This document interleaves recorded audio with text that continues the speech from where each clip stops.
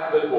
ಕೇವಲ ನಾವು ಬರೇ ಅಭಿವೃದ್ಧಿಪಡಿಸಿ ಸ್ಮಾರಕ ಮಾಡಿ ಬರೇ ಇಟ್ರೆ ಬಸವಣ್ಣವರಿಗೆ ನಾವು ಬಹುಶಃ ನಿಜವಾದಂತ ಒಂದು ಗೌರವ ಕೊಟ್ಟಕ್ಕಾಗಲ್ಲ. ಅಲ್ಲಿ ಚಟುವಟಿಕೆಗಳು ನಡೀಬೇಕು, ನಿರಂತರ ಅಧ್ಯಯನ ನಡೀಬೇಕು, ನಿರಂತರ ಅಲ್ಲಿ ಚಿಂತನೆಗಳು ಬರಬೇಕು, ಚಿಂತನಾಗೋಷ್ಠಿಗಳು ನಡೀಬೇಕು, ಆಮೇಲೆ ಅಲ್ಲಿ ಸಂಶೋಧನೆ ಆಗ್ಬೇಕು. ಈ ದಿಶೆಯಲ್ಲಿ ಒಂದು ದಿವಸ ಬಸವಾದಿ ಶರಣರು ಎಲ್ಲ ಶರಣರ ಬಗ್ಗೆ ಒಂದು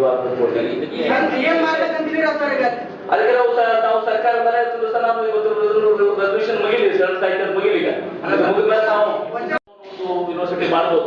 ಅದ್ರ ಕೇವಲ ಅದನ್ನು ಮಾಡಿದ್ರೆ ಸಾರ್ಥಕ. ಇದು ಮುಲಿಮನಿ ಸರ್ ಒಂದು ದಿವಸ ಬಹಳ ಸೆಂಟ್ರಲ್ ಇದು ಗುಲ್ಬರ್ಗ ಯೂನಿವರ್ಸಿಟಿ ವೈಸ್ ಚಾನ್ಸಲರ್ ಆಗಿದ್ರು.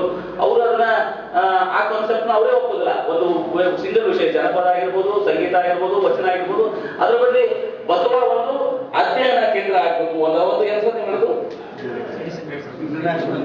ಇಂಟರ್ನ್ಯಾಷನಲ್ ಸ್ಟಡಿ ಸೆಂಟರ್ ಆಗ್ಬೇಕು. ಬಸವ ಇಂಟರ್ನ್ಯಾಷನಲ್ ಸ್ಟಡಿ ಸೆಂಟರ್ ಆದ್ರೆ ಅದಕ್ಕೆ ಇದೇ ಬಸವ ಇಂಟರ್ನ್ಯಾಷನಲ್ ಸ್ಟಡಿ ಸೆಂಟರ್ ಹಿಂದಿನ ಸರ್ಕಾರದಲ್ಲಿ 25 ಕೋಟಿ ರೂಪಾಯಿ ಮಂಜೂರು ಮಾಡಿದ್ರು, ಇನ್ನೂವರೆಗೆ ಬಿಡುಗಡೆ ಆಗಿಲ್ಲ.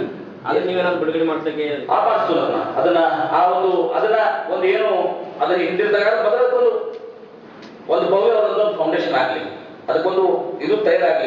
ಒಂದು ಏನಂತೀರಿ ನೀವು, ಒಂದು ಕಾನ್ಸೆಪ್ಟ್, ಒಂದು ಸ್ಟ್ರಕ್ಚರ್ ತಯಾರು ಮಾಡ್ಕೊಂಡು ಅದನ್ನ ಆಯ್ಕೆ ಮಾಡುವಂತದ್ದು. ಮೊದಲು ನಾವು ಏನಿಲ್ಲ 25 ಕೋಟಿ ಬಿಡುಗಡೆ ಮಾಡಿ ರಾಜಕೀಯ ಭಾಷಣ ಬೇಡ ಏನ್ರಿ, ಅದಕ್ಕೊಂದು ಸ್ಟ್ರಕ್ಚರ್ ತಯಾರು ಮಾಡ್ಕೊಂಡು ಅದು ಯಾವ ರೀತಿ ಫಂಕ್ಷನ್ ಆಗಬೇಕು. ಇಂಟರ್ನ್ಯಾಷನಲ್ ಸ್ಟಡೀಸ್ ಏನು ಇನ್ಸ್ಟಿಟ್ಯೂಟ್ಸ್ ಇದಾವೆ, ಇಟ್ ಈಸ್ ಆಲ್ಸೋ ಯೂನಿವರ್ಸಿಟಿ. ಅದನ್ನೇ ಯೂನಿವರ್ಸಿಟಿ ಸ್ಟಡೀಸ್ ಇನ್ಸ್ಟಿಟ್ಯೂಟ್ ಅನ್ನೋದು university of international studies Basavanna ಮಾಡಿದ್ರೆ ಅದು ಬಹಳ ಸೂಕ್ತ ಆಗ್ತದೆ. ಇನ್ಸ್ಟೆಡ್ ಆಫ್ ಒಂದು ವಚನ ಅಂತ ಕುಳಿತಿದ್ರೆ ಎಲ್ಲರೂ ಕೂಡ ಸಮಗ್ರವಾಗಿ ಬಂದ್ಬಿಡ್ತಾರೆ, ಮಲ್ಟಿಪಲ್ ಬರ್ತದೆ. ಯಾಕಂದ್ರೆ ಯೂನಿವರ್ಸಿಟಿ ಇಸ್ ಮಲ್ಟಿಪಲ್ ಇದು.